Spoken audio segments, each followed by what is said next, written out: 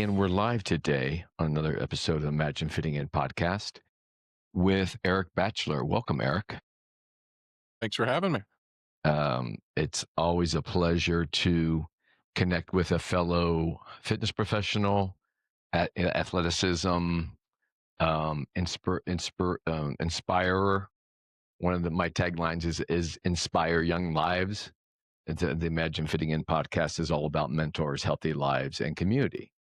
And so I had found you via this flowing social media world we live in. And I thought, I haven't had yet a mental performance guy on. So I'm interested in learning more about your story.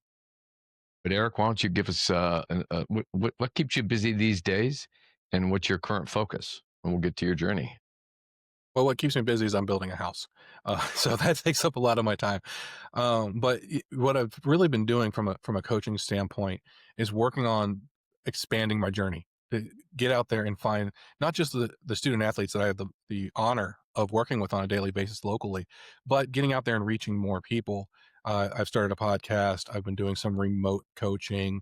I've had the luxury of having a chance to get on some great podcast shows, and I'm really happy to be here today on this one. Wonderful. And I'm writing a book that's hopefully going to come out soon. That's been a real journey, and I've been doing some blogging, and it's really just a matter of trying to take the message that I've been taught and have inside of me, and sharing it with as many people as I can in a lot of formats I never expected to have access to.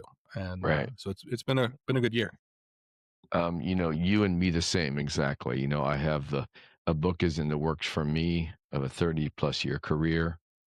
My story is both a professional story that I believe is unique, and I'm a self-proclaimed professor, the balance professor, through my passion and endurance and people I've met and the know-how, and as you mentioned, being able to have these technology, these vehicles that create this opportunity for us to reach out and talk to other more like-minded people, and also inspire and reach more people, have access.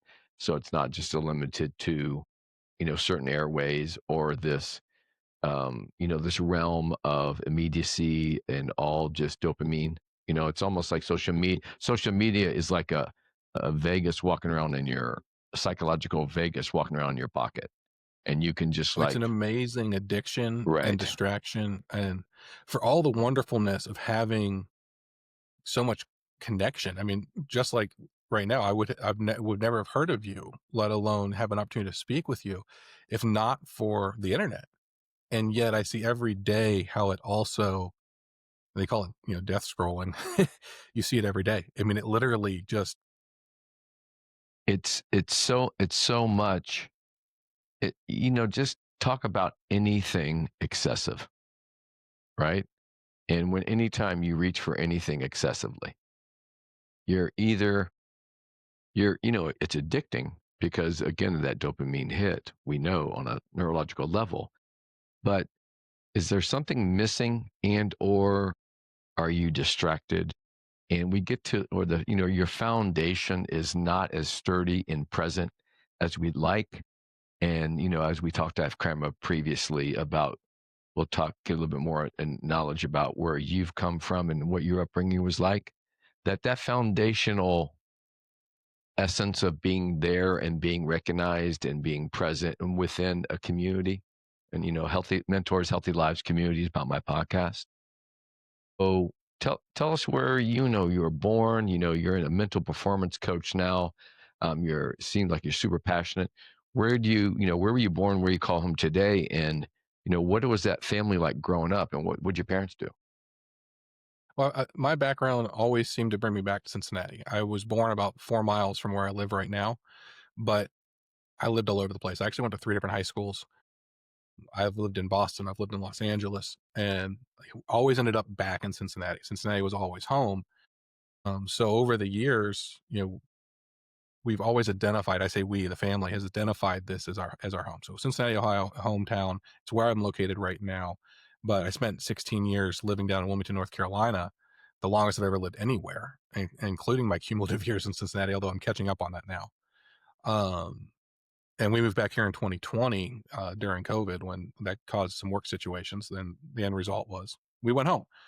And so I have a beautiful wife, Amanda. She was born and raised in Cincinnati. And I have 3 children, 17, 14, and 12, 2 boys and a girl. We call them the trio of terror, but they are the best thing I ever did. And, I grew up, I'm the oldest of 4. My brother Adam is 3.5 years younger than I am. While I was in college, my parents adopted 2 more awesome, awesome young men, God bless. and Tony, and they are absolute 100% part of the family. We love them to death, and it's so I've always kind of had to be kind of in a leadership role, a mentor role, because when you have little brothers, you feel responsible to that, right? And with my parents' background, they were both psych majors. My dad worked in human resources, developing workplace culture and processes. And my mom went to Vandy after she got her psych degree and got a special ed graduates program. And she was a special ed teacher for years before moving into guardian ad litem, which guardian ad litem is a social work position. And it really was her being an advocate for the child that she's been assigned to. Her only responsibility is to that child. And there's social workers for the big picture stuff. There's judges for the legal side of it. There's lawyers, but somebody has to speak on behalf of the 6-month-old or 6-year-old who can't voice for themselves, who can't possibly be expected to understand the situation they're in. Mm. And so that was her job. She was the voice for those children. And God bless her, because I don't know. Those are some special circumstances that she often had to deal with. But her goal was never to take kids out of their home. I think there's a misconception with that role that, oh, they're taking kids away. It's not about that. It's about putting kids in the best place to succeed, to thrive, and to grow. And sometimes that means making hard calls, but sometimes that means coaching up mom on how to take care of their child so they can get that child on a permanent basis. There you go.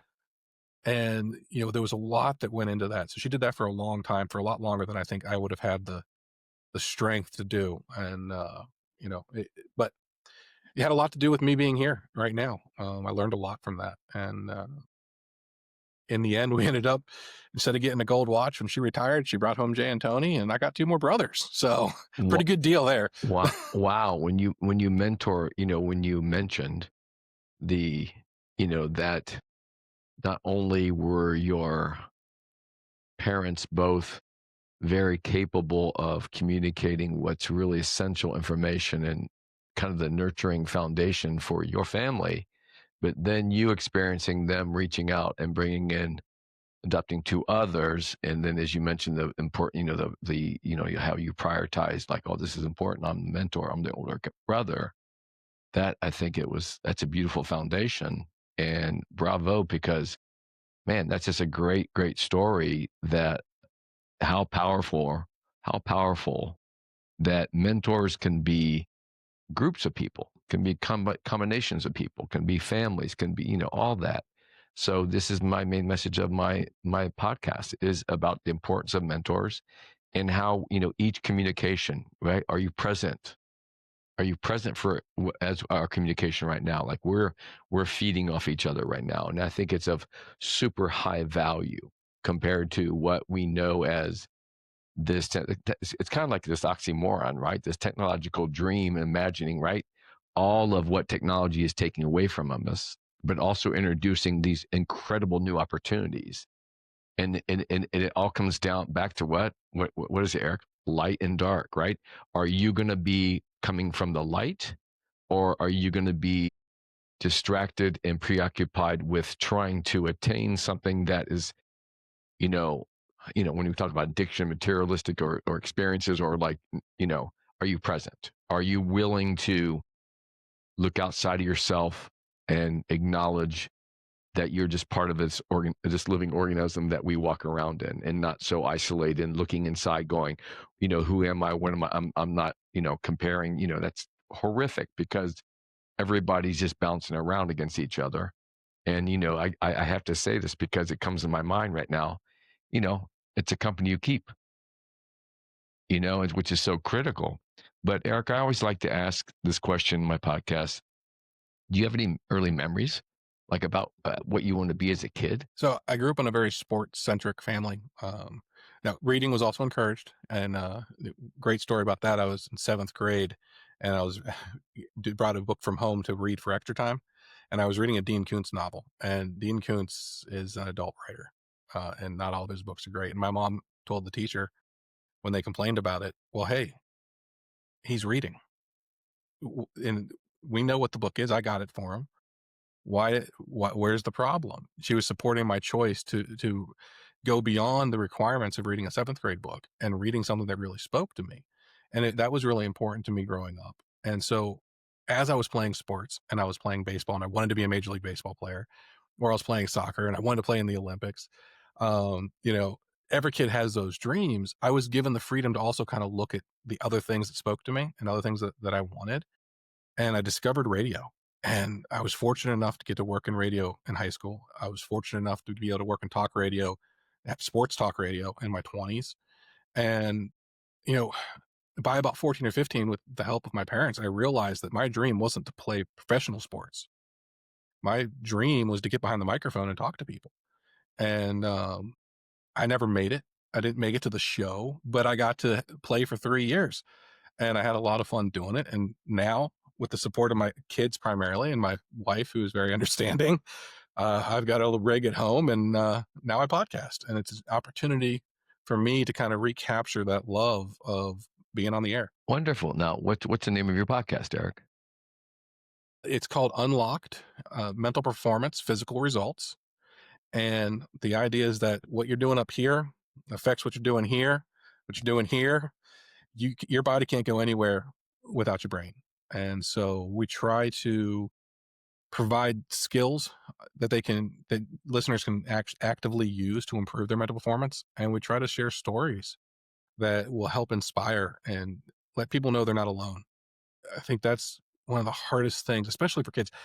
Every teenager thinks that what they're going through is unique and special and different, and that nobody understands. Exactly. They're not alone. We've all been there in some form or another. We've all had experience. Yeah, like, I can remember, like, these own self clouds of, fogging up what didn't really need to be fogged up. But what was that? Was that a cover for masking insecurity, not wanting to show your hand and not being in an exact environment where, it sounds like your upbringing with your parents and their psych majors and being really communicative and yet that openness. And when they acknowledge, like, oh, yeah, he's reading that book, and it gave probably a vote of just unimaginable confidence. Like, my mom was It on was my freedom. right, my mom was on my side, and she's supporting, like, this energy right at this moment, and just trusting that you're both in good hands, and allowing you to create that bond of trust and making good decisions. Right. Well, and I think when it is, if I had showed up with something that was adult content, she wouldn't have supported that. But what she supported was me making an educated choice to challenge myself in a manner that was reasonable. And so, it's not like she went to the teacher and was like, "You will let my son." She just sat down and said, "Look, I've got a seventh grade boy who is not only willingly reading, is eagerly reading something that's challenging.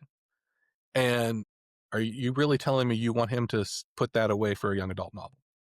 And they just kind of looked at each other and went, "Okay, yeah, that, yeah, you're right. That's it right there." What do they say? Communication is a wonderful thing when it happens. Right, right. Well, Eh, and that's I think that's so much of what I tell my guys. Shoot, I was telling my kids this last night, but you have to communicate if you really want to get over the hump. The number one barrier for most people isn't capability. It's the resources and the utilization of them, and communication is such a massive resource, and it's the ability to bring in other resources. And it's such a difficult skill in a world where we spend so much time looking down at our hands and not talking to each other. Yeah, I think it's, I've said this before on my podcast. It's literally a travesty I left advertising for that reason, in terms of I didn't want to be a part of messaging of products that I didn't believe in my creative energies. My essence, I'm an artist. My passion has been fitness for, you know, I've been engaging myself with exercise and physical activity for 47 years, and I've been teaching professionally for nearly 35. And when you go back to, like, the capability, we talk about capabilities, and what you first have to be is more present in the environment that you're in and comfortable. And to groom those capabilities, what things do you have to offer? And I like to think that I offer this really bountiful, approachable basket of goodies. And I don't force it down your throat. I'm just going to say, look at my basket. And I work with young athletes, people of every age and every circumstance, to understand that their postural makeup, how they stand, how they walk up to a person, that postural makeup. There's such thing as postural dysfunction. There's no such thing as perfect posture, but that postural dysfunction can hinder you later in life. But what I do is I focus on movement, repetitions, 6 straight repetitions of a challenge. And I'm grooming them to be a little bit more present and aware. And the type of training that I do with my balance work, I have my own unique device I created. It's called the On It Beamwork Balance, On It Beamwork Balance Beam. And I have a base education called Base Educational Program that is engaging, that's even engaging enough to be able to use on that physical plane, challenging that physical plane and being present in a communal environment setting to help socialization in any subject matter. But of course, it can be super focused on sports performance, which I do. And that's what I'm in the process of doing, of finishing writing my book and getting this message out. It's very difficult to reach education system when we still have troubles that the dialogue communication, like, saying, hey, this book's okay. He's reading, he's doing something good. And these teachers are still having to buy pencils and paper out of their own income, which are not getting paid, right?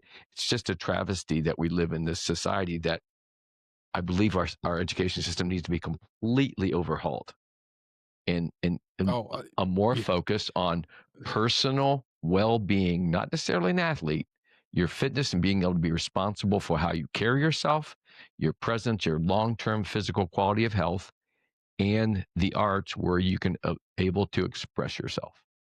And there's Well, it's funny you should say that. So my son, my 17-year-old son's a senior. He just took the SATs this past weekend, and one of the things I talked to him about, about not being nervous for, I said, "You've been raised in an education system that's a closed structure that is completely reliant on teachers to take care of themselves and try to teach you to take that test." Whether it's your MAP testing in elementary school and middle school, whether it's the standardized testing in ninth grade or senior year, whether it's the SATs, the ACTs, we've gotten to a place where we've stopped teaching students and children, and we force our teachers into a box where they have to teach to these tests, and it ignores the individual at a level that is detrimental to us as a society, because we're building kids who aren't being taught how to be human. They're being taught how to take tests. And so I told him, I said, "Don't even worry about it. This is the only thing you've ever been taught how to do." I said, "Just go get it and give me a call at noon when you get done. Let me know." So it's a shame, but it's the reality of where we are right now in our education system, that we're teaching tests, not humans. So you've worked with athletes, teens, adults. I mean, what's one early experience that changed, how you view the mental performance? Do you have any stories and of like, wow, that really is like cementing me into this focus that I'm doing? So I'm 25 years old. I'm coaching hockey, and I was never a great hockey player. I was a terrible skater. My cousin played minor leagues, so he was older than me, so I always wanted to be good at it, but I played a lot more soccer, a lot more baseball growing up. But I'm 25 years old. They just built an ice rink down the street from me. Go in to talk to the general manager, start playing. He's like, "Hey, you want to coach?" So I do. I'm out there and I'm coaching these little kids in what we call squirts, and it's pre-checking. And so you're really supposed to be focused on stick skills and skating. They had no idea how to be teammates. They had no idea. it wasn't something anybody really taught. Mom and dad is always worried, did you score? Right. Or did you make the save? Right. The kids themselves are worried about, did we win? And what they didn't understand was that everybody had a role. And so I'm standing there one day and I'm frustrated. I'm losing my mind a little bit. And I'm a young coach. I don't have the breadth of knowledge that I have now. And I've taken my hat off my head and I'm rolling the bill. And I've called a timeout and my skaters have all come to the boards. I've got my foot up on the half boards and I'm rolling my bill. I don't even know I'm doing it. And there's this little kid, he's this tiny little dude sitting next to me. And he goes, guys, be quiet. Coach is really mad. And he read that in me because when I got really frustrated, I put my foot up on the dasher. And when I really got bad, I took my hat off and I rolled the bill. And I wasn't personally aware of that pattern. But here it is, this little 8-year-old boy who's not a very good hockey player, It's wide but open. is a great human being. Yes. And he saw that in me and he understood and he spoke up when he never speaks up. And I swear to you, every kid on that bench stopped and stared at him. And I realized in that moment that I needed to teach these kids more Wow, that's great. than just how to line up for the face-off. So from that point on, I'd always had a background. I studied a lot of psychology and sociology and philosophy for fun in college. They were my elective classes. I've been reading books on coaching and things because I was taking it very serious, even though it was a hobby. And I realized from that moment on, if I was going to keep doing it, I needed to do it right. I needed to teach the full breadth of everything that happens as not as an athlete, as a human. And from there it kind of grew. When I was coaching travel baseball, one of the things that I had all the kids do was interview with a coach, like a job interview. These are 12-year-olds. They've never had a job interview. They've never been talked to about a job interview. But I wanted them to look an adult in the eyes, and I wanted them to shake his hand at the end of the interview. And it was never anything, nobody was getting cut because of the interview. It was a matter of letting them understand that they're making a commitment to a team. We're making a commitment to them. And as you reach adulthood, you're going to be expected to sit across the table from somebody in an uncomfortable, awkward situation and have an important conversation. And you need to be able to do that and be fully present for that conversation, not looking over your shoulder to see what Timmy's doing, Not racked up not with wondering if mom and nervous. dad wants. Yeah. Yeah. And not let the nerves, the butterflies in your belly keep you from communicating who you are to that individual. Because if you don't learn how to do those skills, you're going to be set back in life. It's going to be a challenge to learn those when you're 30, when I could have taught you that when you were 13. I mean, And so it just became part of who we were as a culture with our organization. That just became what we did. I can so relate to that whole thing of the, testing. I was a kid that was like all my really great grades were in like social studies where all the pictures were in the book telling me a story, visual learner, and art. And then I could also create like some really amazing stories, but my mechanical structure was like way off. So I've kind of understood that, I think finally at 50, I realized like, yeah, I do have full blown ADHD, like real time, and like whatever you want to call it, spectrum, you know, I don't use it as an excuse. I just support that. Like, yeah, ADHD, this is my heart. I'm wearing on my sleeve, and everybody for the longest time couldn't handle me showing so much heart and truth and not wanting to be, couldn't identify even being comfortable trying to wrap my head around being a part of something that was like, wait a minute, I'm supposed to be like, you're supposed to get along and excel in this environment where I'm only supposed to be like tested about stuff I'm not interested in, and it's like you're not engaged me during the journey. And we all know probably on your hand, probably even less than 5, just teachers that stood out that were amazing, or a couple that were just unbelievable. Like, oh my gosh, when you're old enough to realize like this person was kind of like not quite right. I mean, listen, we're all human beings, eh? But tell me, like, if you could speak to your 16-year-old self, like in your mindset, right? If you have any, there's any young people listening, required for growth, what would you tell them? I mean, what you just mentioned about that interview is powerful, but what's a big message? Stop stressing it. I was a stress carrier. You know, I had the backpack full of rocks, and I carried everything for my teams. Every win, every loss, I would go home and I would sit down. And I drove my parents crazy with this. If they were driving me home, they talk about the all the time. If you're a parent, don't walk through all the bad things that happen in the game. Just tell your son you love them and you are so happy to watch them play. Yeah, they tried that; it didn't work because I would go through play by play by play. I mean, I would recite everything that happened, except I'd skip all the good stuff.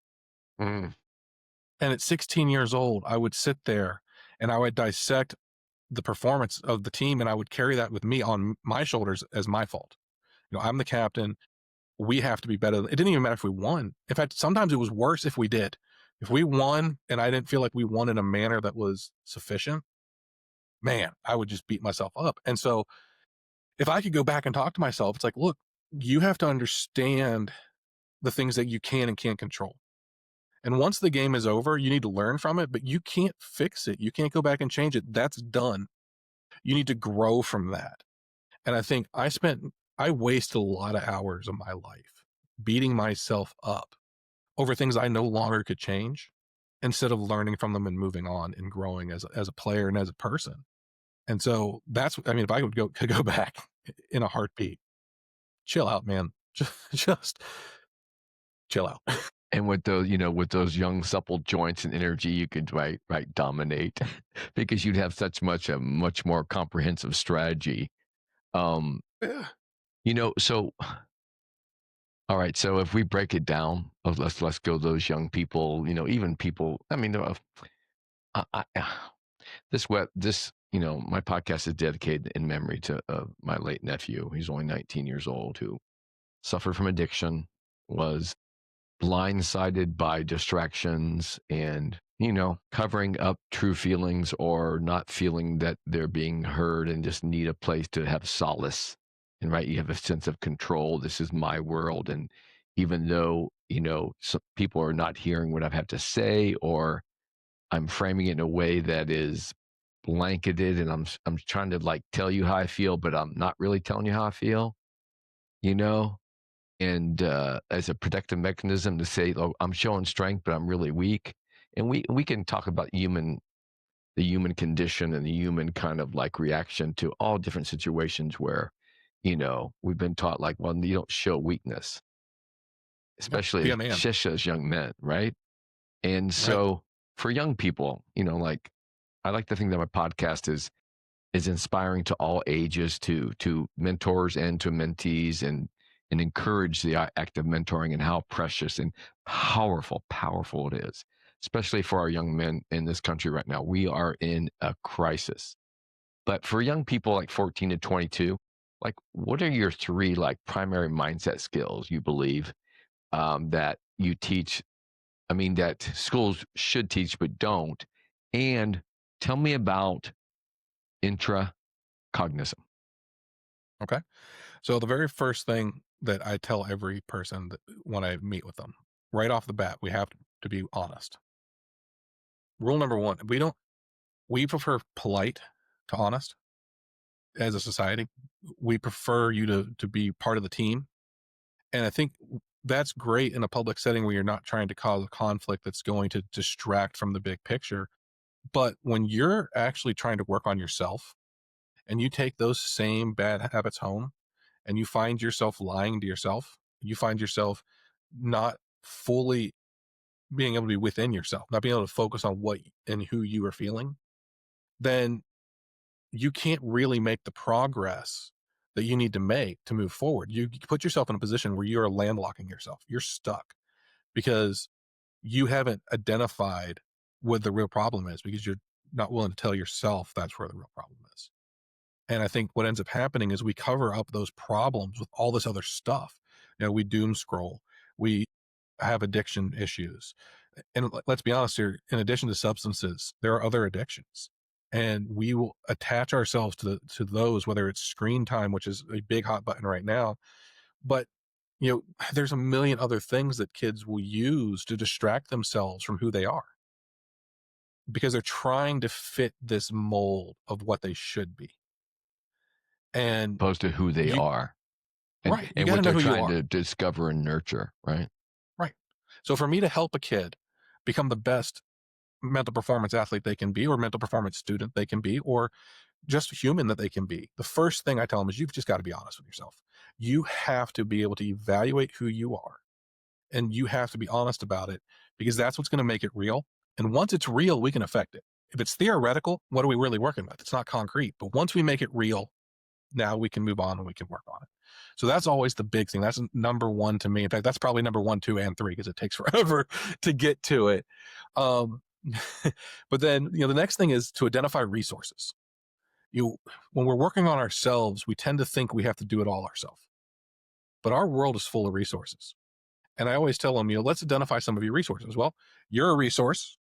You have this great show. You have this great program. You have this great product. You're writing a book that I'm sure is going to be great. And all of those things are resources.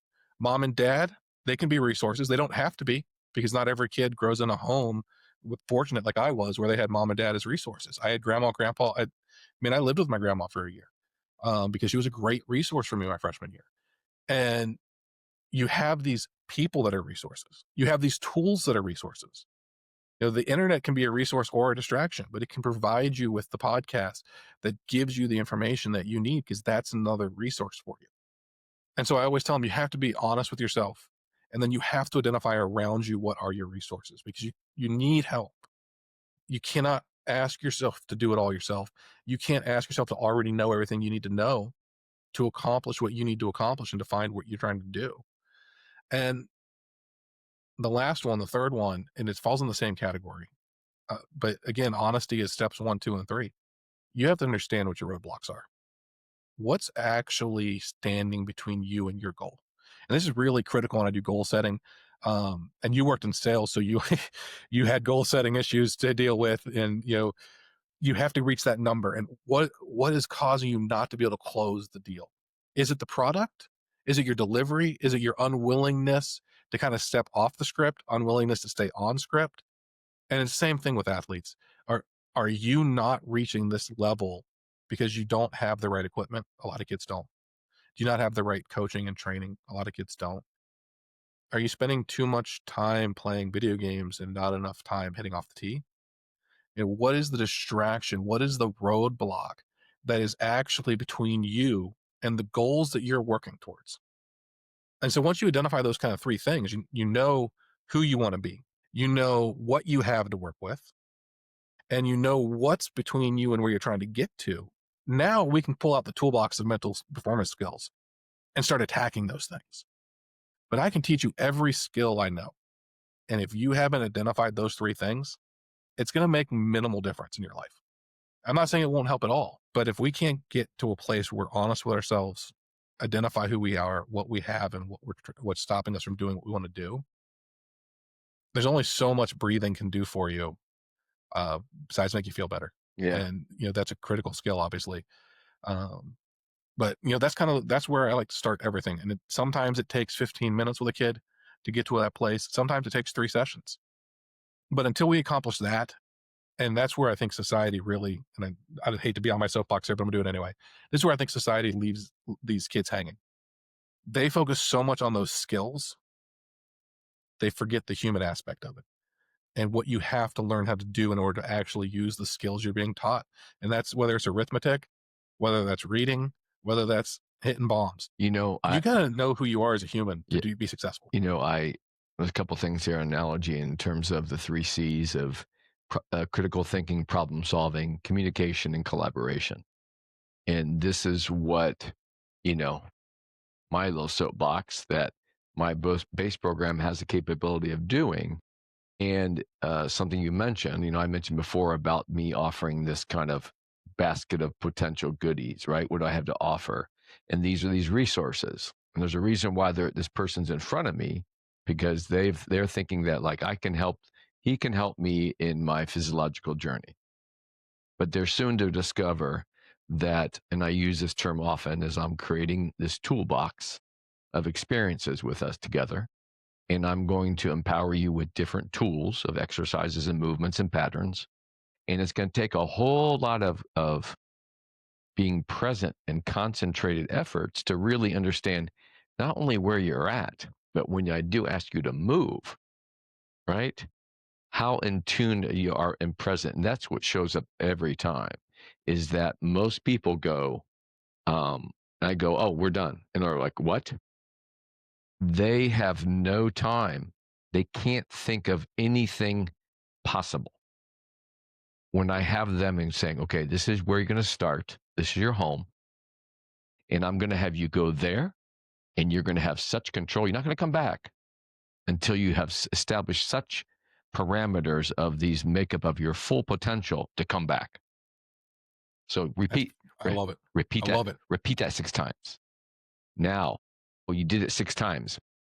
Okay, you didn't lose it, but man, it's kind of sloppy. Can you show me? I'm not concerned about external weight loads. I'm concerned about you. Your own body is the ultimate free weight, right? When talks about kinetic movement. And this is humbling to a lot of people to go, whoa. A lot of people look across from the way and go, what are they doing over there? Doesn't look like anything. But you get push come to shove and they're like so humble. They're like, oh my goodness, I have never been so engaged on a level of this simple movements. There's a reason why dancers have these beautiful aesthetic bodies. These athletes are conditioned in a variety of looks, right? A tennis player is not conditioned like a football player, right? We have that conditioning of sports medicine, which is a blessing.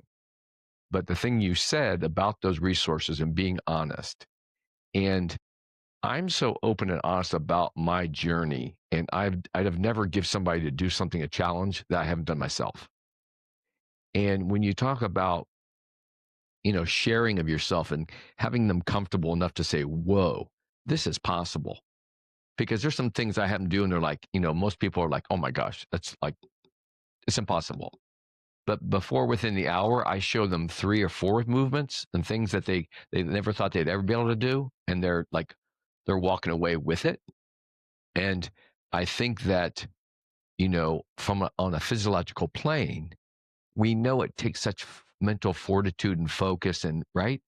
And just having, those, I'm basically mentoring of all ages, and they become to realize like, whoa, this is more than just like, how long can I stay on an exercise machine, my heart keep up? And how, how, how strong am I at lifting some particular whatever thing, as opposed to how do I feel not only before, after, during, but ongoing with my journey and my accomplishments. So my program, and I'll be on my soapbox for just a couple of more seconds here, that my base program integrates it. And I developed this through a wonderful gentleman who mentored me named Phil Lawler, who was an innovator in exercise in the brain. And he challenged me to say, go back to the drawing board and make it doable and usable within a classroom where you could just pull the tables and chairs away and get everybody on their feet. And we take this high-end athlete who's struggling with some academic issues, and we're taking this high academic achiever with suffering from physicality challenges, and we put them on their same teams. And we empower them with this basic foundational movement. We're first going to learn about your posture. We're going to see how important it is.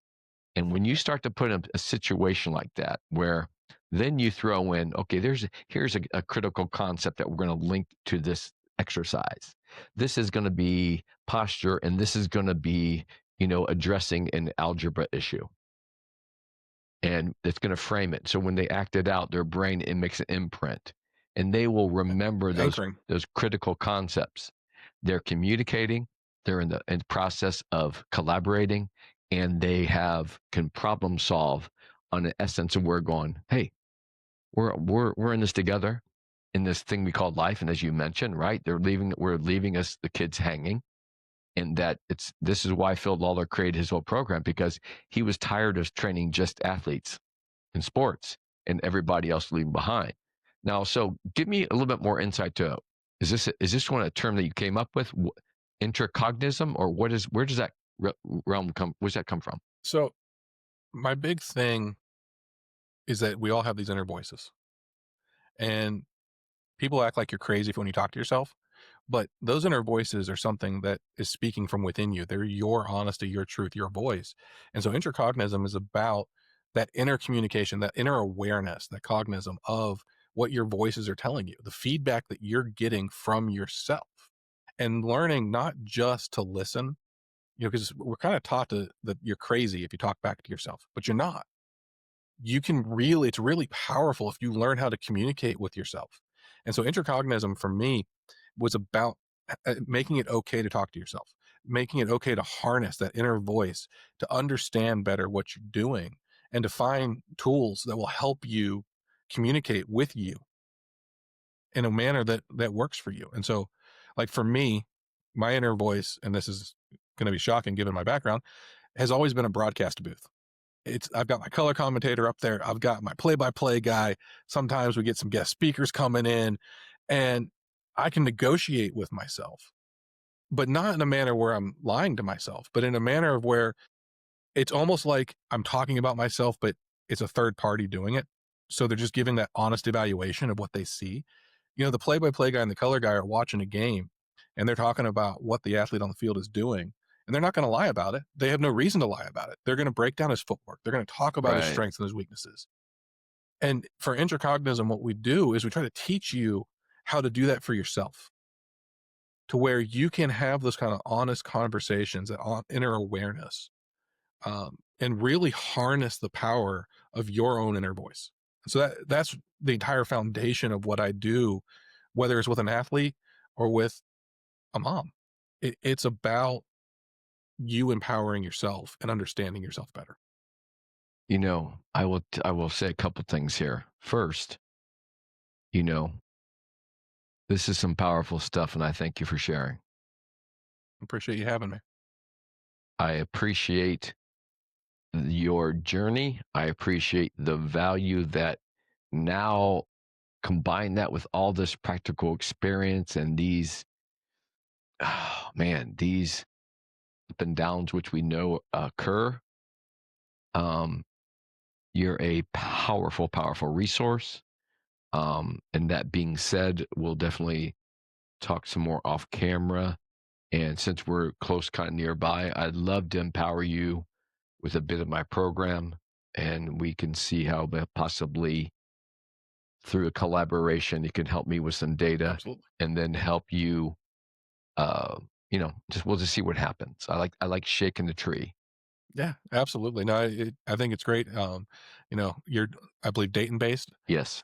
and I'm down here in the Natty, so I definitely would love to get together We'll and talk more about see that what we can do to help, for sure. because it's, I think one of the biggest challenges for guys doing what we're doing is overcoming kind of a stigma of whether or not these things can really help you, or whether or not they're kind of Right. hippie, and one of the tools that I teach, and I'm sure you teach this too, is visualization. Oh, And 100%. 100%. 100%, right? But what does everybody say when you first want to teach visualization? There's a resistance to it. It's like, I can't accomplish anything by picturing it. Well, you can, because your brain, that's how it works.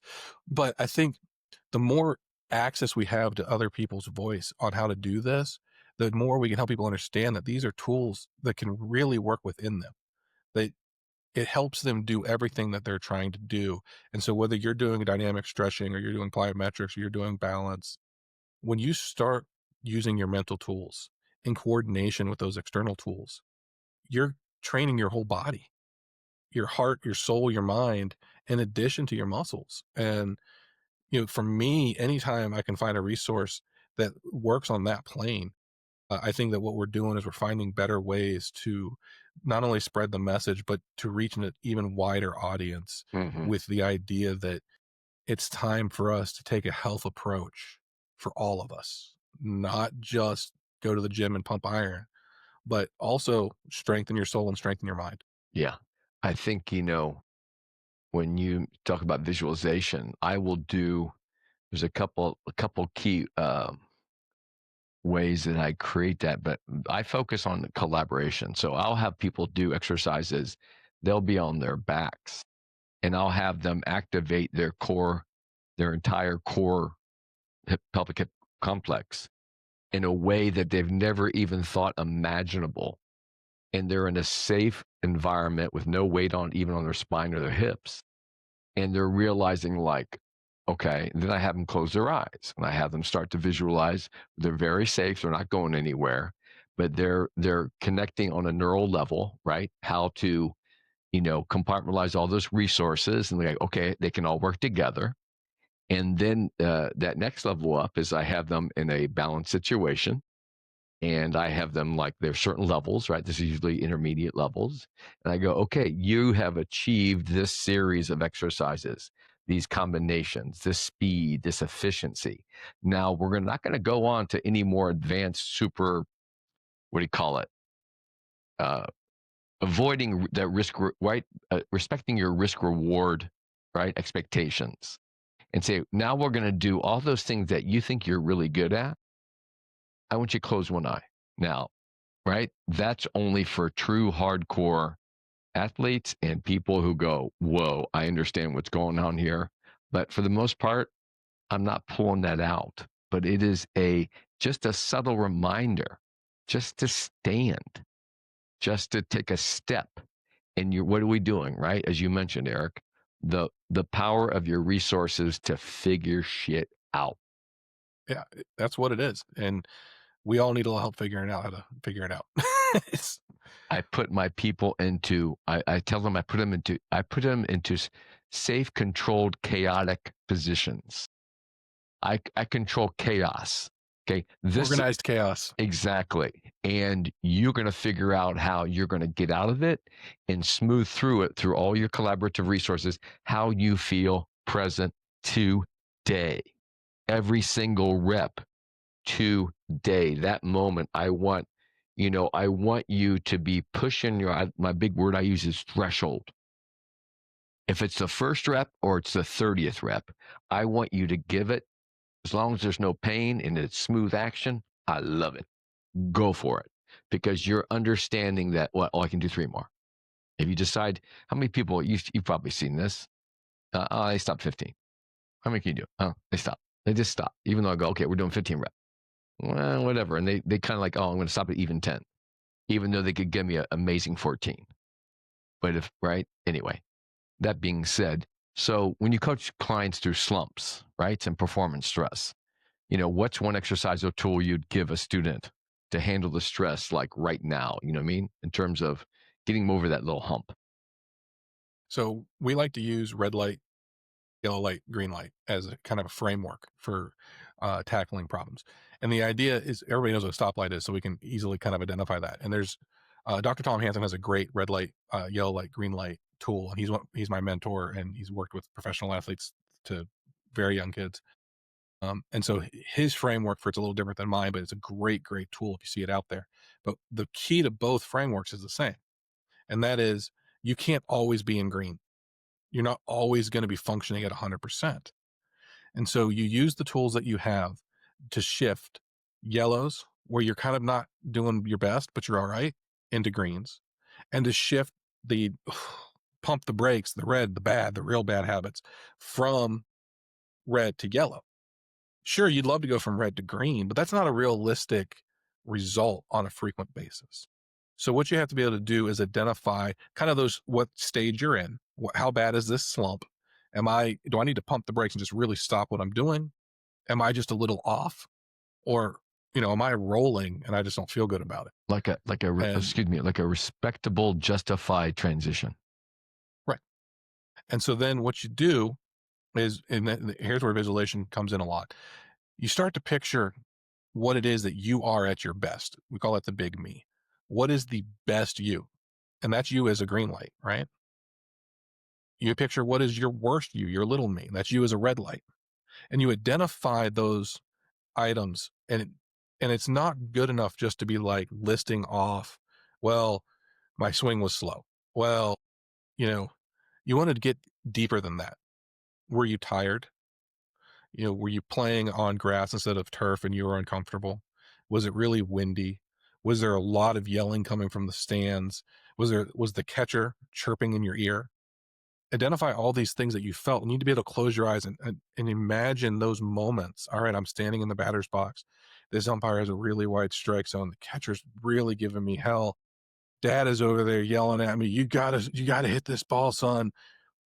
The coach just told me it's unacceptable to strike out, and I feel all this pressure, and I rushed into the batter's box and I'm gripping the bat really tight.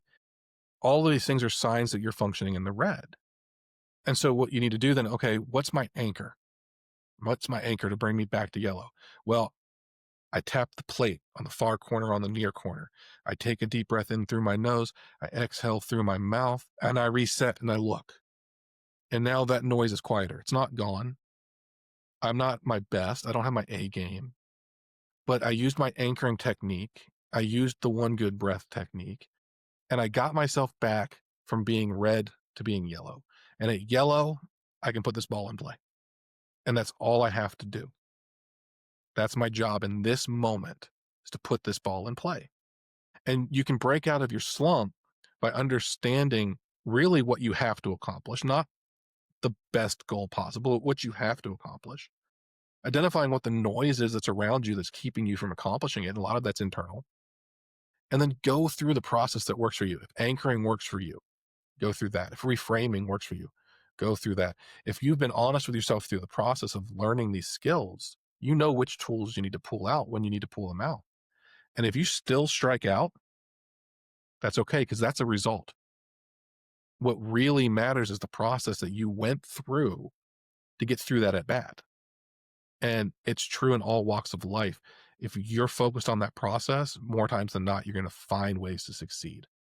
If you're only focused on the results, then you're going to find ways to fail, because there's always better to be had. And so for me, when I'm working with a kid in a slump, and I'm doing a lot of baseball right now, so that's immediately where I went to, it's trying to help them understand the differences between those three levels and what they really have to accomplish to get back to being successful. And I think we're so stat driven in sports, and we're so stat driven in sales, and we're so stat driven in school. That's what the tests are. The tests are stats. They're a way of a school district proving that they've taught the material. We do it across society, that the stats are what matter, and we lose the process. So if you want to break your slump, if you want to get out of your funk, process. Focus there. It'll get you there. It'll take you through to where you need to be. You know, I guess I would mention briefly that I kind of create like a analogy, like when you say that batter going up to the plate and all those distractions, all that energy outside.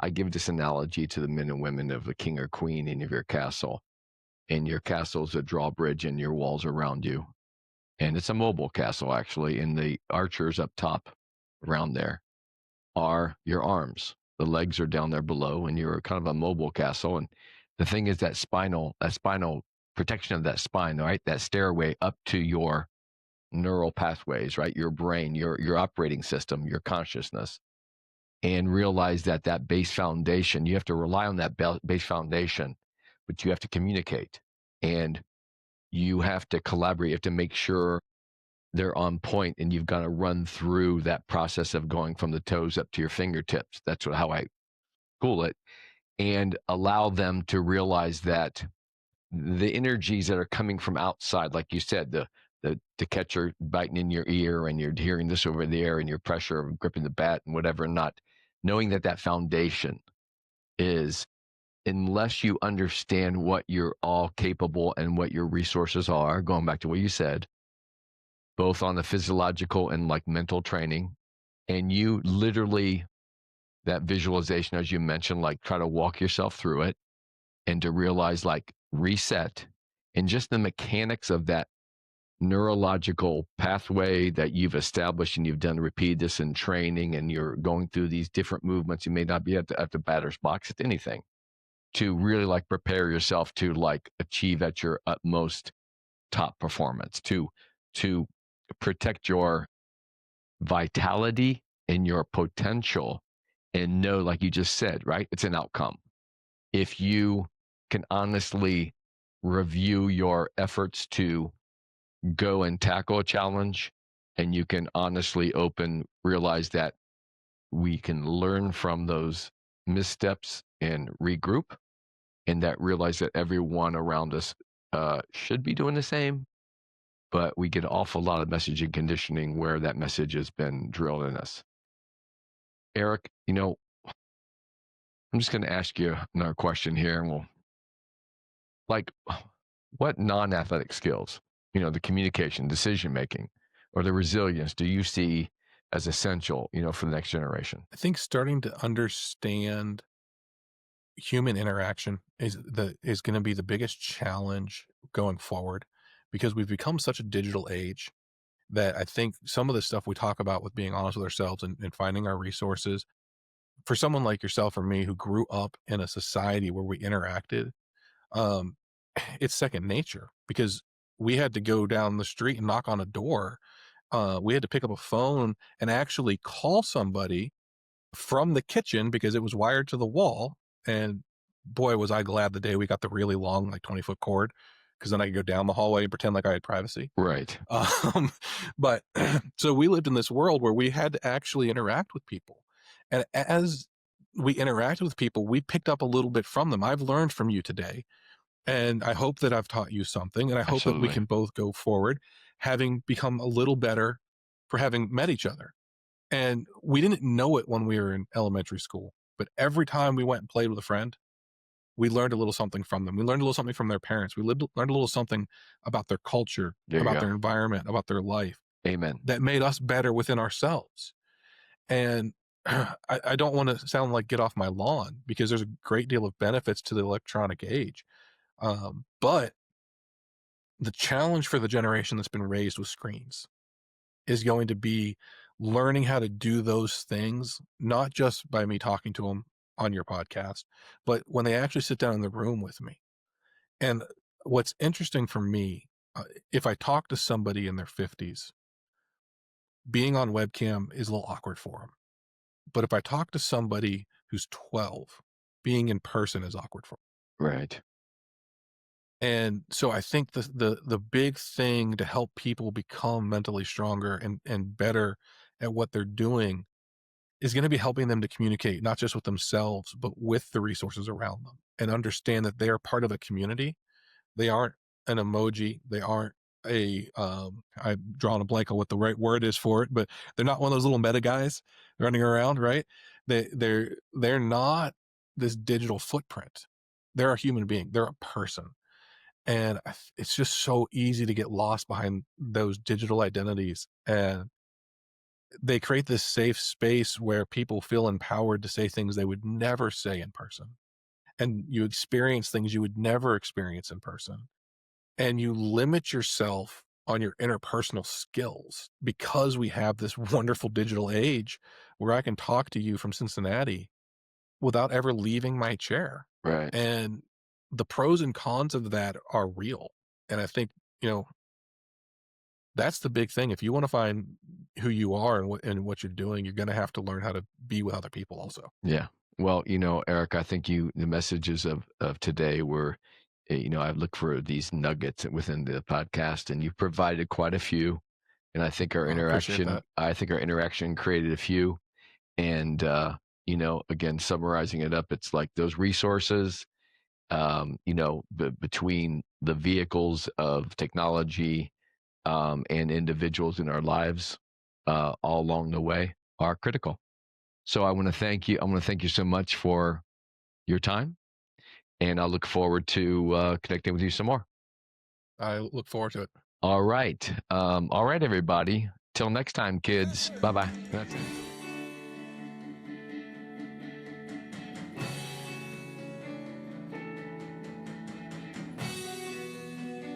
Professor!